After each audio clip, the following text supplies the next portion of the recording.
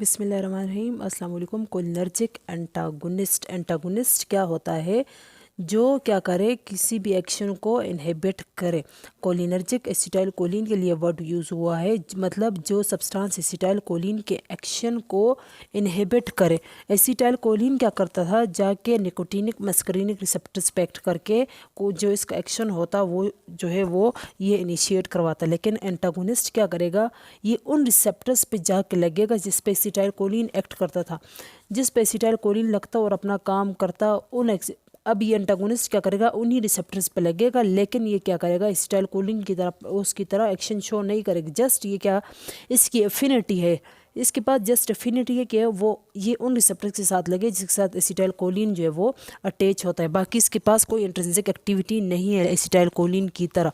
Cholinergic antagonist हमारे पास दो तरह के हैं, एंटी मस्करीनिक एजेंट और anti nicotinic agents. Anti muscarinic agents जो मस्करीनिक रिसेप्टर्स को ब्लॉक करे, एंटी निकोटिनिक एजेंट्स जो निकोटिनिक रिसेप्टर्स पे जाके एक्ट करे एसिटाइल कोलिन की जगह, और एसिटाइल कोलिन को वहाँ पे लगने ना दे और निकोटिनिक रिसेप्टर्स को इस तरह ब्लॉक कर दे।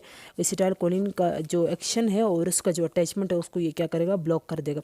अच्छा, एंटी मस्करीनिक एजेंट्स में हमारे पास दो तरह की ड्रग्स हैं, सिलेक्टिव और नॉन सिलेक्टिव। सिलेक्टिव में हमारे पास जो है वो M1 और M3 सिलेक्टिव।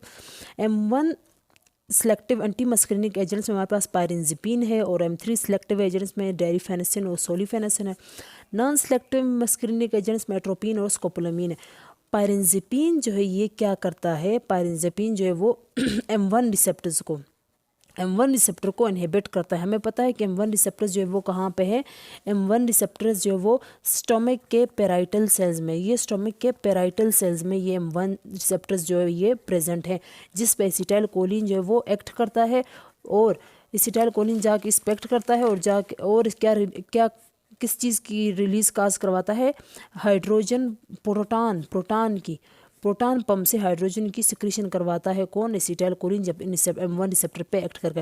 लेकिन ये जो पायरिनजिपिन है M1 selective anti muscarinic agent, ये क्या करेगा, इन रिसेप्टर्स को ब्लॉक कर देगा, इन रिसेप्टर्स पे जाके खुद लगेगा और एसिटाइल कोलिन को यहाँ पे लगने नहीं देगा, तो हाइड्रोजन की आयंस की सिक्रीशन जो है वो नहीं होगी। और डायरिफेनेसिन सोलिफेनेसिन ये दोनों क्या है, M3 सिलेक्टिव। ये क्या करेंगे, यूरिनरी ब्लैडर के ऊपर, ये यूरिनरी ब्लैडर के ऊपर जो M3 रिसेप्टर्स हैं इनको जाके ब्लॉक कर देंगे। ये डेरिफेनेसिन सोलिफेनेसिन इन रिसेप्टर्स को जो कवर कर लेंगे, तो एसिटाइल कोलिन आके इन M3 रिसेप्टर्स पे एक्ट नहीं करेगा, तो क्या होगा, ये ब्लैडर जो है वो कंट्रैक्ट नहीं करेगा, तो रिलैक्स रहेगा। एसिटाइल कोलिन क्या करता है, M3 रिसेप्टर्स पे एक्ट करता है, तो क्या करेगा, इस ब्लैडर की कंट्रैक्शन काज करवाता है और यूरिन का आउटपास करवाता है एसिटाइल कोलिन। लेकिन अब क्या हो गया, डेरिफेनेसिन सोलिफेनेसिन आके रिसेप्टर्स को कवर कर दिया है, तो एसिटाइल कोलिन रिसेप्टर्स पे एक्ट नहीं करेगा, तो ब्लैडर रिलैक्स फॉर्म में रहेगा और यूरिन जो है वो यूरिन का आउटपास जो है वो नहीं होगा, यूरिन जो है वो अंदर ही रहेगा। ये जो है हाइपर मोटाइल ब्लैडर के लिए या ओवर एक्टिव ब्लैडर के लिए यूज़ होता है। ये जो एन्यूरेसिस कंडीशन होती है, नॉक्टर्नल एन्यूरेसिस कंडीशन, उन बच्चे चिल्ड्रन में उनके उसके लिए ये यूज़ होता है, ओवर एक्टिव ब्लैडर के लिए। नॉन सिलेक्टिव मस्करीनिक एजेंट्स में non selective anti muscarinic agents में हमारे पास एट्रोपिन और स्कोपोलामीन है। एट्रोपिन जो है वो क्या है, नॉन सिलेक्टिव, स्कोपोलामीन भी क्या है, नॉन सिलेक्टिव। अब हम लोग एट्रोपिन की तरफ आते हैं कि एट्रोपिन, हमारे पास एट्रोपिन के बहुत सारे यूजेस हैं और ये बहुत ज़्यादा यूज़ होता है और इसके बहुत सारे एक्शंस, एट्रोपिन ये काफ़ी सारे एक्शंस हैं, तो हम लोग इसको ज़रा डिटेल से पढ़ेंगे कि एट्रोपिन जो है वो कैसे काम करता है। एंटी निकोटिनिक एजेंट्स को हम लोग जो है वो नेक्स्ट लेक्चर में डिस्कस करेंगे। हमारे पास एंटी निकोटिनिक एजेंट्स जो है इसमें गिंग्लियोनिक ब्लॉकर्स आते हैं और NMBs आते हैं, न्यूरोमस्कुलर ब्लॉकर्स। एट्रोपिन की सबसे पहले हम लोग इसकी फार्माकोकाइनेटिक की तरफ आते हैं कि एट्रोपिन का जो है ये मिड्रियासिस, तो ये 1 वीक के लिए मिड्रियासिस काज करता है, लेकिन इसका जो एक्शन है वो 4 आवर्स तक रहता है एट्रोपिन का, और ये जाके मस्करीनिक रिसेप्टर्स पे एक्ट करता है, चाहे जो भी मस्करीनिक रिसेप्टर हो, क्योंकि ये क्या है, नॉन सिलेक्टिव है। और ये एट्रोपिन क्या है, टर्शरी अमाइन, तो इसके ऊपर कोई पॉजिटिव चार्ज नहीं है, तो ये इजीली जो है वो ब्लड ब्रेन बैरियर को क्रॉस करेगा, ब्लड ब्रेन बैरियर को ये इजीली क्रॉस कर सकता है, तो ये CNS पे भी अपना इफेक्ट जो है वो शो करता है। एट्रोपिन के एक्शंस क्या है, एट्रोपिन के एक्शंस जो है ये क्या है, एट्रोपिन जो है वो मिड्रियासिस काज करता है। मिड्रियासिस क्या है, प्यूपल की डायलेशन। कैसे, ये एट्रोपिन जो है उन रिसेप्टर्स को ब्लॉक करता है, M3 रिसेप्टर्स को। M3 रिसेप्टर, ये मिड्रियासिस और साइक्लोप्लीजिया काज करता है। साइक्लोप्लीजिया के ये सिलियरी मसल्स की पैरालिसिस करता है। सिलियरी मसल्स और प्यूपिलरी कंस्ट्रक्टर मसल्स के ऊपर M3 रिसेप्टर्स हैं, तो ये जाके इन रिसेप्टर्स को ब्लॉक करेगा। जब ये रिसेप्टर्स ब्लॉक होंगे तो साइक्लोप्लीजिया होगा, सिलियरी मसल रिलैक्स होगा, तो प्यूपल की डायलेशन होगी। प्यूपल अगर पहले छोटा था, अब ये क्या हो जाएगा, ये प्यूपल जो है वो बड़ा हो जाएगा। इसको क्या बोलते हैं, मिड्रियासिस। तो और M3 रिसेप्टर्स को किसके ऊपर ब्लॉक कर, हमारे पास ये जो दो तरह के मसल्स हैं ना ये प्यूपल में, एक है प्यूपिलरी डायलेटर मसल्स और एक है प्यूपिलरी कंस्ट्रक्टर मसल्स। ये है प्यूपिलरी कंस्ट्रक्टर मसल्स। इनके ऊपर कौन से रिसेप्टर्स हैं, M3 receptors. M3 receptors block हो जाएंगे तो प्यूपल जो है वो डायलेट हो जाएगा। इसके अलावा जो एट्रोपिन है ये एंटीस्पाज्मोडिक है। इस JT में जो स्पाज्म वगैरह है, इस स्पाज्म वगैरह जो प्रोड्यूस होती हैं उसको ट्रीट करने के लिए भी ये यूज़ होता है। स्पाज्म को ये रिड्यूस करता है, ये स्लाइवेशन को डिक्रीज़ करता है। M3 रिसेप्टर्स जो स्लाइवरी ग्लैंड्स के ऊपर होते हैं उनको इनहिबिट करता है, तो स्लाइवा की सिक्रीशन जो है वो क्या हो जाएगी, डिक्रीज़ हो जाएगी। और ये यूरिनेशन को डिक्रीज़ करता है। कैसे, मैंने अभी पीछे बताया, डायरिफेनेसिन, सोलिफेनेसिन जो कि वो तो सिलेक्टिव थे, लेकिन ये एट्रोपिन भी जो है ना ये क्योंकि नॉन सेलेक्टिव है, ये भी जाके M3 रिसेप्टर्स पे एक्ट करता है। M3 रिसेप्टर्स कहाँ पे हैं, यूरिनरी ब्लैडर के ऊपर। M3 रिसेप्टर्स ब्लॉक हो जाएंगे तो ब्लैडर जो है वो रिलैक्स फॉर्म में रहेगा, तो कंट्रैक्ट नहीं होगा, तो यूरिन जो है यूरिनेशन भी नहीं होगी। एट्रोपिन, अगर हम लोग लो एट्रोपिन को हम लोग ना देखते हैं, ये इसके अलावा ये क्या काज करता है, जीरोस्टोमिया। जीरोस्टोमिया कौन सी कंडीशन है जिसमें वो नहीं होती, स्लाइवेशन मतलब स्लाइवा की प्रोडक्शन नहीं होती। और जीरो ऑफ्थेल्मिया काज करता है। एट्रोपिन क्या है, एंटी सिक्रेटरी एजेंट है। ये जितने भी बॉडी में सिक्रीशन होती है उसको स्टॉप करता है। जीरो ऑफ्थेल्मिया आइज जो है वो ड्राई हो जाती है क्योंकि टीयर्स वगैरह की प्रोडक्शन जो है वो नहीं होती, इसको एट्रोपिन जो है वो ब्लॉक कर देता है। एट्रोपिन जो है ये डोज डिपेंडेंट है। अगर हम लोग एट्रोपिन का लो डोज जो है वो लो डोज लेंगे तो क्या होगा, एक हम पैरासिम्पथेटिक कंडीशन में ये होता है कि एक दो नर्व का कॉम्बिनेशन होता है ना, दो नर्व का, ये भी एसिटाइलकोलिन रिलीज करता है, प्री साइनेप्टिक न्यूरॉन और पोस्ट साइनेप्टिक न्यूरॉन भी एसिटाइलकोलिन रिलीज करता है। और ये क्या है, हमारे पास हार्ट है, ये क्या है, हार्ट है। एसिटाइलकोलिन ये रिलीज करता है और ये एसिटाइलकोलिन जाके हार्ट के M2 रिसेप्टर्स पे एक्ट करता है, तो हार्ट का जो हार्ट रेट है वो क्या हो जाएगा, कम हो जाएगा। और यहाँ पे हमारे पास कौन से रिसेप्टर्स हैं यहाँ पे हमारे पास कौन से रिसेप्टर्स हैं, M1 रिसेप्टर्स। तो जब एसिटाइलकोलिन रिलीज होगा M2 पे एक्ट करेगा तो हार्ट का तो रेट कम ही करेगा, लेकिन ये एसिटाइलकोलिन जाके M1 पे भी एक्ट करेगा और M1 को स्टिमुलेट करेगा। जब M1 स्टिमुलेट होगा तो क्या होगा, CMP का लेवल डिक्रीज़ हो जाएगा। CMP जब डिक्रीज़ होगा तो एसिटाइलकोलिन का रिलीज जो है वो इनहिबिट हो जाएगा। तो ये क्या है, ऑटो रिसेप्टर्स, मतलब एसिटाइलकोलिन अपने ही सिक्रीशन को फीडबैक इनहिबिशन की तरह है, अपने ही सिक्रीशन को क्या कर रहा है, स्टॉप कर रहा है। तो लो डोज में क्या होगा, जब एट्रोपिन हम लोग लो डोज में देंगे तो M1 रिसेप्टर्स जो है वो क्या हो जाएंगे, ब्लॉक हो जाएंगे।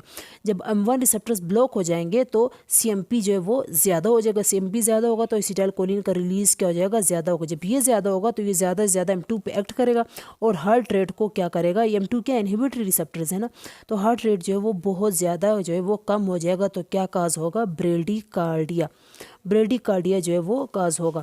अब अगर हम लोग एट्रोपिन का इंटरमीडिएट डोज यूज़ करेंगे या फिर मॉडरेट डोज जो है हम लोग यूज़ करेंगे, तो मॉडरेट डोज में क्या होगा, लो डोज पे तो इसने M1 को ब्लॉक किया, मॉडरेट डोज में ये हार्ट के ऊपर जो M2 रिसेप्टर्स हैं इसको ब्लॉक कर देगा। जब M2 रिसेप्टर्स ब्लॉक होगा, M2 रिसेप्टर्स क्या है, GI रिसेप्टर्स है ना, इनहिबिटरी रिसेप्टर्स हैं।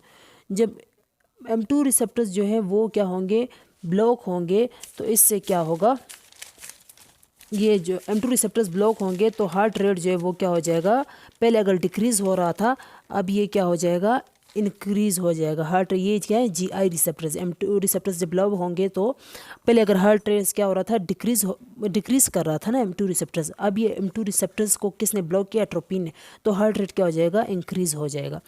इसके बाद अगर हम लोग एट्रोपिन को हाई डोज में यूज़ करेंगे, हाई डोज में ये क्या करेगा, जाके एंडोथेलियल सेल्स के ऊपर जो M3 रिसेप्टर्स हैं उन रिसेप्टर्स को ये क्या करेगा, ब्लॉक करेगा। जब ये रिसेप्टर्स ब्लॉक होंगे तो क्या होगा, ये एंडोथेलियल सेल्स नाइट्रिक ऑक्साइड जो है वो नहीं बनाएंगे। नाइट्रिक ऑक्साइड, एसिटाइलकोलिन क्या करता था, M3 रिसेप्टर्स पे एक्ट करता, यहाँ से नाइट्रिक ऑक्साइड की प्रोडक्शन करवाता, और ये नाइट्रिक ऑक्साइड जो है वो स्मूथ मसल्स में, वेस्कुलर स्मूथ मसल में ये डिफ्यूज़ होता है, और वहाँ पे ये क्या काज करता, CHMP के लेवल को इंक्रीज़ करता और वेजो डायलेशन काज करता, तो BP जो है वो रिड्यूस हो जाता है। लेकिन यहाँ पे अब ये रिसेप्टर्स ब्लॉक हो गए हैं तो एसिटाइलकोलिन इस पे एक्ट नहीं कर सकता, तो नाइट्रिक ऑक्साइड की प्रोडक्शन नहीं होगी, वेजो डायलेशन नहीं होगी, तो क्या होगा, वेजो कंस्ट्रक्शन और BP जो है वो हाई हो जाएगा।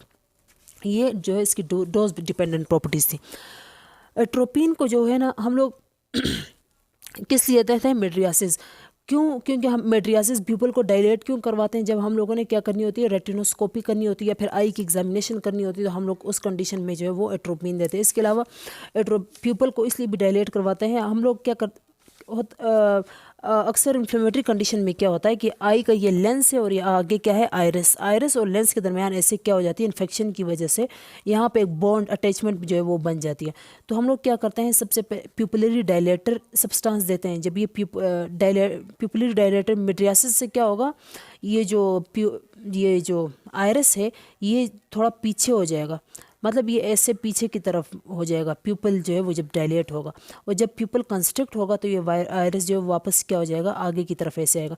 तो ये बार बार आयरस की कंट्रक्शन और रिलैक्सेशन की वजह से ये बॉन्ड जो है वो टूट जाएगा, जो इन्फ्लेमेशन की वजह से लेंस और आयरस के दरमियान बना था। तो इसके लिए भी हम लोग एट्रोपिन को भी यूज़ करते हैं। एट्रोपिन को हम लोग ना 40 ईयर्स, जिन लोगों की एज 40 ईयर्स से ज़्यादा है उनके लिए एट्रोपिन को हम लोग यूज़ नहीं करते, क्योंकि इन लोगों का जो लेंस का जो कर्वेचर है वो क्या हो जाता है, थिक हो जाता है। ये थिक हो जाता है, जो हम लोग एट्रोपिन यूज़ करेंगे तो इससे इस पर कोई फ़र्क नहीं पड़ेगा, इनका लेंस जो है वो थिक फॉर्म में ही रह गया है, मतलब इनका जो लेंस है ये थिक हो जाता है। ये अब क्या करेगा, स्ट्रेच नहीं हो सकता एट्रोपिन, तो हम लोग इन पेशेंट में एट्रोपिन जो है वो यूज़ नहीं करते।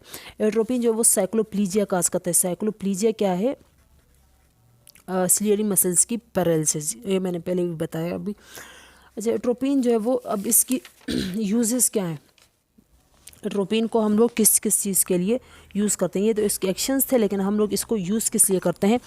एट्रोपिन को एज अ एंटी स्पाज्मोटिक जो है वो यूज़ किया जाता है। जीआईटी में स्पाज्म को ट्रीट करने के लिए इसको यूज़ किया जाता है। ये क्या करता है, जीआईटी में M3 रिसेप्टर्स को ब्लॉक करता है। M3 रिसेप्टर्स जब ब्लॉक होंगे तो जीआईटी में स्पाज्म जो है वो नहीं होगा, जीआईटी जो है वो रिलैक्स हो जाएगा, तो स्पाज्म जो है वो प्रोड्यूस नहीं होगा। ये ट्रीट करता है ब्रेडिकार्डिया को, ब्रेडिकार्डिया। जब हार्ट रेट क्या होगा, कम होगा, हार्ट रेट कम होगा तो ये क्या करेगा, हार्ट रेट क्यों कम होता है, जब एसिटाइलकोलिन के जो है वो ज़्यादा से ज़्यादा M2 रिसेप्टर्स पे एक्ट करेगा। M2 क्या है, इनहिबिट रिसेप्टर्स है ना, GI रिसेप्टर है, तो M2 रिसेप्टर्स पे जब ये एक्ट करेगा तो हार्ट रेट को कम करेगा, इतना कम करेगा कि ब्रेडिकार्डिया हो जाएगा।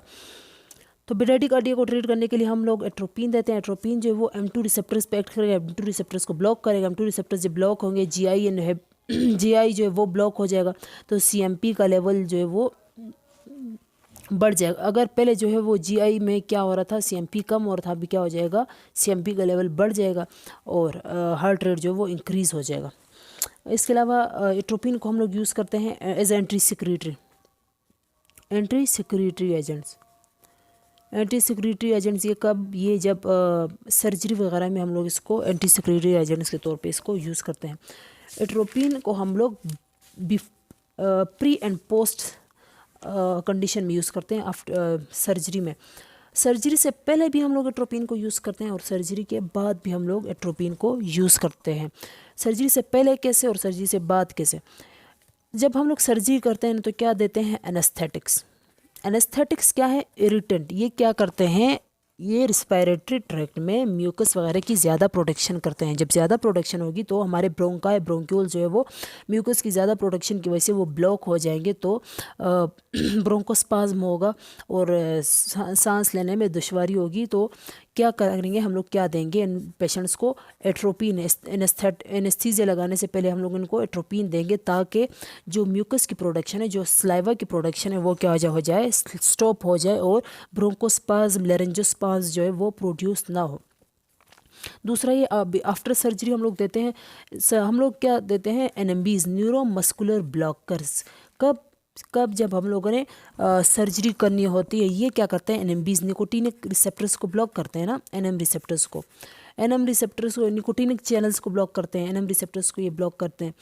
तो क्या होता है, डिपोलराइजेशन नहीं होती सर्जरी के लिए, डिपोलराइजेशन नहीं होती है तो मसल जो पैरालिसिस स्टेज में चले जाते हैं और हमें फील कुछ नहीं होता। तो ये जब सर्जरी होगी, अब हम लोगों ने इसके इफेक्ट को क्या करना है, रिवर्स करना है। जब हम लोगों ने इसको इफेक्ट को रिवर्स करना है तो हम लोग क्या देते हैं, न्यूस्टिग्मीन या पायरिडोस्टिग्मीन। ये क्या करते हैं, ये क्या करते हैं, एसिटाइलकोलिन के लेवल को इन्हांस करते हैं, क्योंकि एसिटाइलकोलिन स्ट्रेस को इनहिबिट करते हैं ना। जब वो एंजाइम इनहिबिट होगा तो इसको डिग्रेड करने के लिए फिर कोई नहीं होगा, तो ये क्या हो जाएंगे, इसका लेवल ज़्यादा हो जाएगा। जब एसिटाइलकोलिन का लेवल ज़्यादा हो जाएगा, एसिटाइलकोलिन क्या करता है, ये निकोटिनिक और मस्करीनिक रिसेप्टर्स पे अटैच करता है ना, उन पे एक्ट करता है।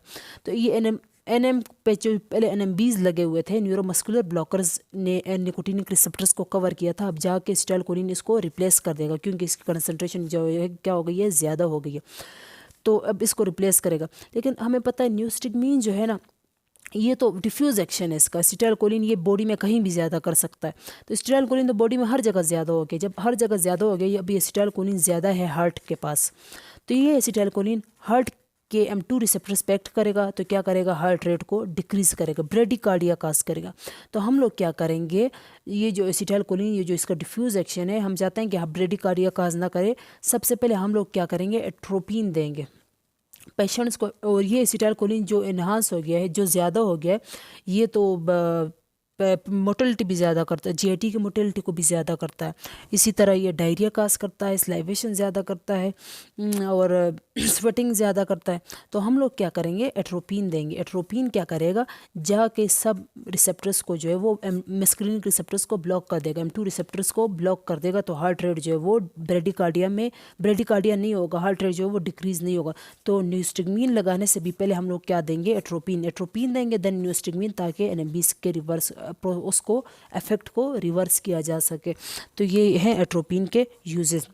अच्छा, एट्रोपिन को एज अ एंटीडोट, ये क्या है, एंटीडोट है किन सब्सटेंसेस का, ऐसे कोलिनर्जिक एगोनिस्ट का। एसिटाइलकोलिनेस्टेज के जो एसिटाइलकोलिनेस्टेज के जो इनहिबिटर्स है, लाइक न्यूस्टिग्मीन, पायरिडोस्टिग्मीन, फिजोस्टिग्मीन, अगर उनकी टॉक्सिसिटी हो जाए, ओवरडोज हो जाए, तो वो एसिटाइलकोलिन के लेवल को कुछ ज़्यादा ही कर देते हैं। तो एसिटाइलकोलिन जब ज़्यादा होगा तो क्या होगा, कोलिनर्जिक क्राइसिस होंगी। कोलिनर्जिक क्राइसिस में क्या होती है, हमारे पास ये वाली प्रॉपर्टीज़ जो है वो ज़्यादा हो जाती हैं। डम्बेल्स में क्या होता है, डायरिया होता है, यूरिनेशन ज़्यादा होती है, मायोसिस होता है, ब्रोंकोस्पाज्म होता है, एक्साइटेशन ऑफ सीएनएस होता है, लैक्रिमेशन ज़्यादा होती है, स्वेटिंग ज़्यादा होती है, स्लाइवेशन ज़्यादा होती है। तो कोलिनर्जिक क्राइसिस में ये कंडीशन जो है वो बहुत ज़्यादा हो जाएगी। तो हम लोग क्या देंगे, एंटीडोट एट्रोपिन। तो एट्रोपिन जो है वो इस एक्शन को क्या करेगी, रिवर्स करेगी, इसको डिक्रीज करेगी। तो ये क्या है, एट्रोपिन के यूजेस। एट्रोपिन को इन सब्सटेंसेस के लिए उसके लिए यूज़ किया जा सकता है, एंटी कोलिस्टेरॉल एजेंट्स या फिर कोलिनर्जिक एगोनिस्ट के इफेक्ट को रिवर्स करने के लिए। एट्रोपिन जो है सबसे ये सीएनएस को स्टार्ट में क्या करता है, स्टिमुलेट करता है, देन इनहिबिट करता है सीएनएस को। जबकि स्कोपोलामाइन है, फर्स्ट क्या करता है, इनहिबिट, डायरेक्ट ये इनहिबिट करता है सीएनएस को। एट्रोपिन के एडवर्स ड्रग रिएक्शन क्या है, एडीआर इसके क्या है, एट्रोपिन जो है वो टेकिकार्डिया काज करता है। क्यों, क्योंकि हमने क्या कहा, ये M2 रिसेप्टर्स को ब्लॉक करता है ना, जो हार्ट रेट को कम करता था, जो हार्ट की एक्टिविटी को कम करता। जब वो M2 रिसेप्टर्स ब्लॉक हो गए तो अब क्या होगा, हार्ट रेट जो है वो इतना ज़्यादा हो गया कि बंदे को टेकिकार्डिया हो गया। ये क्या कहता है, ड्राई माउथ को ड्राई करता है, आइज़ को ड्राई करता है, जीरोस्टोमिया, जीरो ऑफ्थेल्मिक कंडीशन काज करता है। क्यों, क्योंकि ये M3 रिसेप्टर्स को ब्लॉक करता है, तो स्लाइवेशन प्रोडक्शन नहीं होती है, सिक्रीशन वगैरह नहीं होती। कॉन्स्टिपेशन काज करता है, क्योंकि ये क्या करता है, पेरिस्टालिसिस को, जीआईटी की मोटिलिटी को डिक्रीज करता है, तो कॉन्स्टिपेशन काज होता है। हेलोसिनेशन काज करता है और डिलीरियम वगैरह काज करता है एट्रोपिन क्योंकि सीएनएस को भी क्रॉस करता है ना, तो उन जाके एसिटाइलकोलिन के रिसेप्टर्स को जो है वो ब्लॉक कर देता है। अच्छा, अब हम लोग एट्रोपिन के बाद जो है वो स्कोपोलामाइन को देखते हैं। स्कोपोलामाइन क्या है, स्कोपोलामीन ये भी क्या है, एंटी मस्करीनिक एजेंट पर non selective anti muscarinic agent. ये भी क्या है, एट्रोपिन की तरह टर्शरी अमाइन है।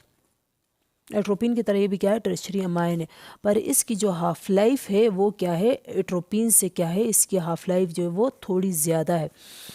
तो स्कोपोलामीन का एक्शंस क्या है, ये स्कोपोलामीन जो है वो सिडेशन काज करता है। स्कोपोलामीन जो है वो ये मोशन सिकनेस के लिए, इसका जो यूज़ है वो जस्ट ये कि हम लोग इसको मोशन सिकनेस की ट्रीटमेंट के लिए यूज़ करते हैं। जब बंदा गाड़ी में बैठता है तो उसका सर घूमने की वजह से उसको वॉमिटिंग होती है, क्योंकि वेस्टिब्यूलोकोक्लियर नर्व जो है उसका काम क्या होता है, वेस्टिब्यूल का बैलेंस को कंट्रोल करना, हेड का बैलेंस। तो जब उसमें हेड मूव करता है तो उसका बैलेंस थोड़ा डिस्टर्ब हो जाता है, तो वो वॉमिटिंग सेंटर की तरफ मैसेज भेजता है, तो फिर क्या होता है, बंदे को नोजिया और वॉमिटिंग वाली फीलिंग होती है। अच्छा, इसके बाद जो नेक्स्ट है वो एंटी मस्करीनिक एजेंट वो है एप्राट्रोपियम। एप्राट्रोपियम क्या है, short acting anti muscarinic agent. ये क्या है, शॉर्ट एक्टिंग है, और ये एट्रोपिन का डेरिवेटिव है। एट्रोपिन का डेरिवेटिव ये क्या है, एट्रोपियम क्या है, क्वाटर्नरी एजेंट, क्वाटर्नरी अमाइन। तो इसके ऊपर क्या है, पॉजिटिव चार्ज, तो ये ब्लड ब्रेन बैरियर को क्रॉस नहीं कर सकता। इसको हम लोग लेते कैसे हैं, बाय इनहेलेशन। इनहेलेशन से डायरेक्ट ये क्या होगा, इनहेल होगा और डायरेक्ट जाके इस रिस्पिरेटरी एपिथेलियल सेल्स पे एक्ट करेगा और क्या काज करेगा, ब्रोंको डायलेशन और स्क्रीशन वगैरह को, म्यूकस की प्रोडक्शन को इनहिबिट करेगा। ये तो ये किस चीज़ के लिए यूज़ हुआ, एस्थमा के लिए, ब्रोंको डायलेशन ये काज करता है एप्राट्रोपियम। टायोट्रोपियम जो है ये क्या है, ये एप्राट्रोपियम की तरह ही है, सेम इसी तरह ये भी एट्रोपिन का डेरिवेटिव है, क्वाटर्नरी अमाइन है। इनहेलेशन, बाय इनहेलेशन हम लोग इसको लेते हैं, इनहेल करना है इसको, ताकि डायरेक्ट जाके रेस्पिरेटरी एपिथेलियल सेल के ऊपर लगे और लोकल एक्शन शो करे, और सिस्टमिक मतलब सिस्टमिक उसमें नहीं जाता ना, सिस्टमिक सर्कुलेशन में। तो सिस्टमिक सर्कुलेशन में न जाने का फ़ायदा ये हुआ कि जो सिस्टमिक एडवर्स इफेक्ट्स हैं उससे जो है वो हम बच जाएंगे। और ये एस्थमा के लिए यूज़ होता है, ब्रोंकोडायलेशन के लिए यूज़ होता है टायोट्रोपियम। जो जस्ट डिफरेंस है वो ये है कि ये क्या है, लॉन्ग एक्टिंग है टायोट्रोपियम, बाकी सारा कुछ एप्राट्रोपियम की तरह ही है इसका। इसके बाद जो नेक्स्ट ड्रग है वो है एक्लिडीनियम। एक्लिडीनियम जो है वो क्या है, ये भी क्या है, quaternary compound, same like ipratropium and tiotropium. ये भी क्या है, क्वाटर्नरी कंपाउंड, और ये क्या है, एट्रोपिन का डेरिवेटिव। एट्रोपिन का डेरिवेटिव ये नहीं, एक्लिडीनियम जो है वो एट्रोपिन का डेरिवेटिव नहीं है। एक्लिडीनियम जो है वो सिंथेटिक है और सिंथेटिक क्वाटर्नरी कंपाउंड है। और ये जो एक्लिडीनियम है क्या है, लॉन्ग एक्टिंग मस्करीनिक एजेंट है। ये क्या है, सिलेक्टिव नहीं है, non selective long acting muscarinic agent. और ये किस लिए यूज़ होता है, एक्लिडीनियम एस्थमा के लिए, क्योंकि क्या काज करता है, ब्रोंको डायलेशन। इसके अलावा जो नेक्स्ट ड्रग है एंटी मस्करीनिक वो है ग्लाइकोपाइरोलेट। ग्लाइकोपाइरोलेट जो है ये क्या है, सिंथेटिक। ये भी क्या है, एक्लिडीनियम की तरह synthetic quaternary compound. Synthetic quaternary compound, ये जो क्वाटर्नरी सब्सटेंसेस है ये सारे जो है वो ब्लड ब्रेन बैरियर को क्रॉस नहीं कर सकते, क्योंकि ये क्या है, पोलर हैं और इसके ऊपर पॉजिटिव चार्ज है, इस वजह से। और ये ग्लाइकोपाइरोलेट भी एक्लिडीनियम की तरह क्या है, लॉन्ग एक्टिंग मस्करीनिक एजेंट्स। और ये ग्लाइकोपाइरोलेट जो है ये भी एस्थमा के लिए यूज़ होता है, ब्रोंकोडायलेशन काज करता है। इसके अलावा ये एंटी मोटिलिटी एजेंट्स भी है, JAT के लिए ये यूज़ होता है ग्लाइकोपाइरोलेट। इसके बाद हमारे पास जो ड्रग है वो है ट्रोपिकामाइड। ट्रोपिकामाइड जो है वो किस लिए यूज़ होता है, ट्रोपिकामाइड मिड्रियासिस के लिए काज करने के लिए यूज़ होता है। आई एग्जामिनेशन के लिए जो हम लोग मिड्रियासिस करवाते हैं तो उसके लिए ये यूज़ होता है। इसका जो हाफ लाइफ है वो 6 आवर है और ये शॉर्ट एक्टिंग है। इसको एट्रोपिन के मुकाबले में इसको क्यों प्रेफर किया जाता है, क्योंकि ये शॉर्ट एक्टिंग है। एट्रोपिन लॉन्ग एक्टिंग मतलब ज़्यादा टाइम के लिए मिड्रियासिस काज करवाता है ना, तो हम लोगों ने थोड़े टाइम के लिए बस मिड्रियासिस करवाना है, ताकि हम लोग बस उसी टाइम के लिए आई की एग्जामिनेशन कर सकें। इसके अलावा साइक्लोपेंटोलेट है एंटी मस्करीनिक एजेंट। साइक्लोपेंटोलेट जो है वो ये इसका जो हाफ लाइफ है ये नहीं, मतलब इसका ड्यूरेशन ऑफ एक्शन है, ये इसका ड्यूरेशन ऑफ एक्शन है ये 24 आवर है। और ये क्या है, short acting, same like tropicamide. ये भी क्या है, शॉर्ट एक्टिंग है और ये क्या काज करवाता है, मिड्रियासिस। बेंस्ट्रोपिन और बेंस्ट्रोपिन एंड ट्राईहेक्सीफेनिडाइल, ये क्या है, एंटी मस्करीनिक एजेंट। किस लिए यूज़ होता है, पार्किंसन को ट्रीट करने के लिए। पार्किंसन डिजीज़ में क्या होता है, एसिटाइल कोलिन का लेवल जो है वो बढ़ जाता है और डोपामीन का लेवल जो है वो कम हो जाता है। जब डोपामीन एसिटाइल कोलिन का लेवल बढ़ जाता है, ये बेंजोट्रोपिन ट्राईहेक्सीफेनिडाइल क्या करती हैं, जिन रिसेप्टर्स पे एसिटाइल कोलिन लगता है और पार्किंसन काज करवाता है, उन रिसेप्टर्स पे ये एक्ट करके एसिटाइल कोलिन के एक्शन को ये इनहिबिट करेगा और इस तरह पार्किंसन को ये ट्रीट करेगा। अच्छा, हमारे पास आई के लिए जो ड्रग्स यूज़ होती हैं वो है AHCP। AHCP क्या है, ये जो A है एट्रोपिन, H होमेट्रोपिन, C साइक्लोपेंटोलेट और P जो है प्रोकेनामाइड। अच्छा, एट्रोपिन जो है वो ये सारे मेट्रियासिस काज करवाने के लिए यूज़ किया जाता है आई एग्जामिनेशन के लिए, पर एट्रोपिन जो है वो लॉन्ग एक्टिंग है, इसका 1 वीक ड्यूरेशन है। होमोएट्रोपिन का जो ड्यूरेशन है वो 40 हार्स है, साइक्लोपेंटोलेट का 6 to 8 हार्स है, प्रोकेनामाइड का 1 to 2 हार्स है। और जीआईटी के लिए जो एंटी मस्करीनिक एजेंट्स यूज होती हैं वो है PGDM, पायरिनजिपिन। HCl को हाइड्रोजन आयंस की सिक्रीशन को इनहिबिट करने के लिए, पेप्टिक अल्सर को ट्रीट करने के लिए यूज़ होता है ताकि HCl प्रोडक्शन ना और अल्सर की जो है वो ट्रीटमेंट हो सके। ग्लाइकोपाइरुलेट ये मोटिलिटी को डिक्रीज़ करने के लिए, जीआईटी की मोटिलिटी को डिक्रीज़ करने के लिए यूज़ होता है। और डाइसाइक्लोमीन, D से डाइसाइक्लोमीन जो है वो एंटीस्पाज्मोडिक है, जीआईटी को रिलैक्स करने के लिए यूज़ होता है। और मेथस्कोपोलामीन भी क्या है, एंटीस्पाज्मोडिक है, जीआईटी को रिलैक्स करने के लिए यूज़ होता है। इसके बाद हमारे पास जो ड्रग्स हैं वो एंटी मस्करीनिक जो हम लोग यूज़ करते हैं, anti muscarinic agents over active bladder के लिए। ओवर एक्टिव ब्लैडर के लिए जो हम लोग ड्रग यूज़ करते हैं वो है TSO-FDT। TSO, T से ट्रोस्पियम, S से सोलिफेनासिन, O से ऑक्सीब्यूटाइनिन, F से फिसोटेरोडीन, D से डारीफेनासिन, और T से टोल्टिरोडीन। ये जो ड्रग्स हैं ओवर एक्टिव ब्लैडर के लिए को ट्रीट करने के लिए यूज़ होती हैं, या फिर हाइपर मोटाइल ब्लैडर को ट्रीट करने के लिए यूज़ होती है। जो लोग यूरिन को कंट्रोल नहीं कर सकते उसको ट्रीट करने के लिए ये यूज़ होती हैं। डारीफेनासिन और सोलिफेनासिन क्या है, M3 सिलेक्टिव। ये क्या करती हैं, M3 सिलेक्टिव है, ये ब्लैडर के ऊपर M3 रिसेप्टर्स को ब्लॉक करेंगे। जब M3 रिसेप्टर्स ब्लॉक होंगे तो ब्लैडर जो है वो रिलैक्स हो जाएगा और ब्लैडर की कंट्रैक्शन जो नहीं होगी तो यूरिन का आउट पास जो है वो यूरिनेशन जो है वो नहीं होगा।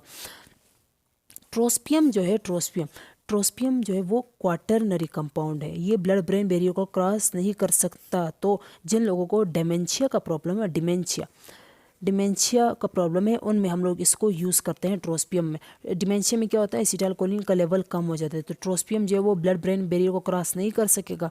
तो डिमेंशिया में हम लोग इस ड्रग को यूज़ करते हैं क्योंकि ट्रोस्पियम मस्करीनिक रिसेप्टर्स को ब्लॉक करता है ना, तो इनमें ऑलरेडी डिमेंशिया पेशेंट्स में एसिटाइलकोलिन कम है तो इनका डिमेंशिया जो है वो सीवियर हो जाएगा। तो इन पेशेंट्स में हम लोग ट्रोस्पियम यूज़ करते हैं क्योंकि ये ब्लड ब्रेन बैरियर को क्रॉस जो है वो नहीं करता। बाकी ये ड्रग्स जो है वो ओवर एक्टिव ब्लड को ट्रीट करने के लिए यूज़ होती हैं। जिन लोगों का यूरिन जो कंट्रोल में नहीं होता उन ब्लडर को ट्रीट करने के लिए ये ड्रग्स जो